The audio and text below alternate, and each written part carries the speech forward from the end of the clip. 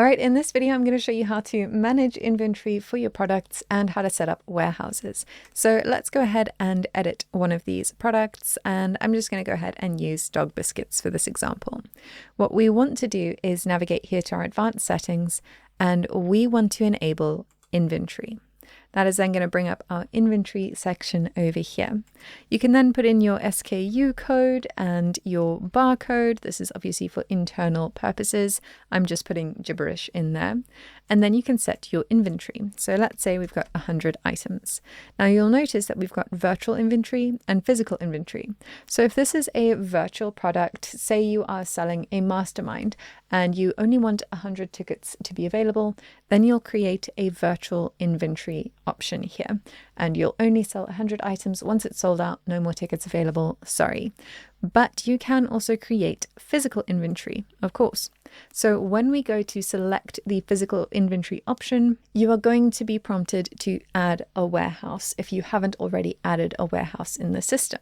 So let's go ahead and add a warehouse, and this is going to be called My Store, and I work in this store. This is the address, and I can go ahead and hit save. So now that inventory has been added, this is a physical place in the real world where I keep my stock. I can then add how much inventory I have. So I have, let's say, 100 items of dog biscuits, and I'm going to hit save. I can also set a low stock threshold. And here I can say that my low stock threshold is when I've got 20 items left. Oh, I didn't hit save. So 20 items left and save. So then anytime my inventory gets to 20, I'll get a little warning that says, hey, you got low stock on this item. So that is how you can start tracking your inventory. Now, when I added my items, you might have noticed that I've got this adjustment section here.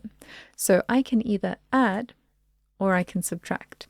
So let's say someone broke into my house and they stole 10 boxes of biscuits. Don't know who's breaking into your house, Scooby-Doo. Then you can say, oh, there's been a theft and we've lost 10 items of stock. Or maybe you gave 10 biscuits to your friend as a gift and you're just like, well, I'll just take it out of my stock. That's fine. So you can do that. And you can also keep notes of your inventory there. So you'll also notice that once you've enabled physical inventory, the shipping setting has also automatically been enabled, and you can't actually disable that because it is a physical product. So your shipping is enabled because you've got physical inventory, and you can't disable it as long as you have physical inventory. So you would then go and put in your shipping information here. I'm going to show you how to set up your shipping settings in another video though, so we're just going to leave that alone. What you will also have noticed is that we have this new little part over here that says inventory. So you can click on this. Oh, we want to save our changes, of course, save the changes. So you can come here to your inventory and you can track your inventory here. So we've got our dog biscuits, everything is in stock. We've got 90 items in stock and our low threshold. So currently we can see at a glance, yep, everything is in stock, everything is good. So you can also manage your inventory from here. But now let's go ahead and say that someone came along and they bought 80 items, not 800, 80 items of stock. And we'll just say this is a private sale. And we can hit save.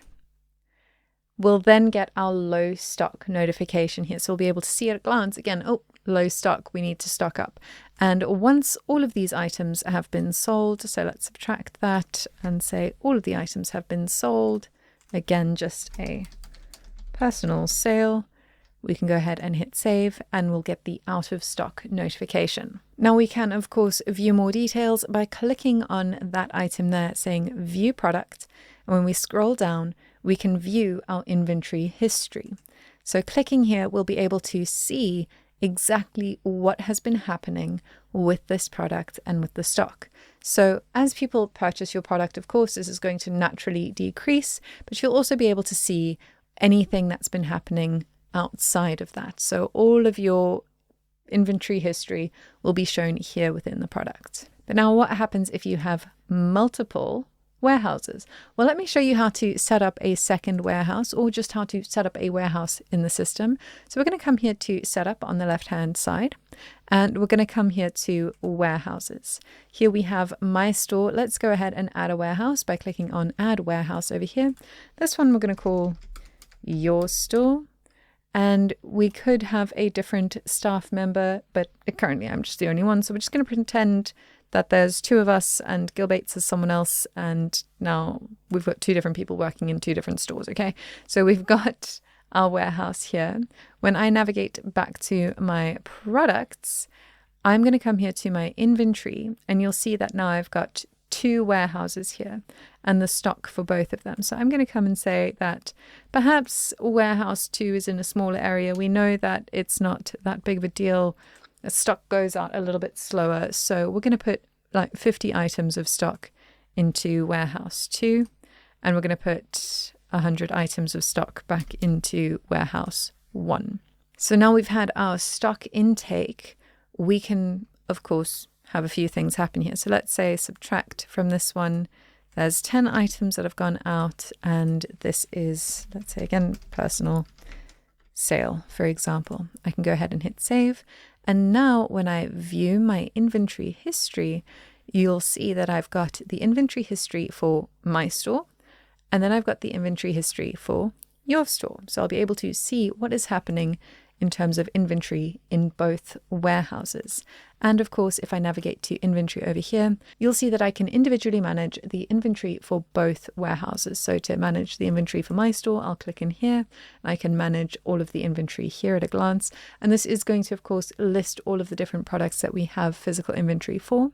And again, the same for this one. So that is how you can manage inventory for your stores and how to set up and manage your warehouses as well. In the next video, I'm going to show you how to set up different shipping methods. I'll see you there.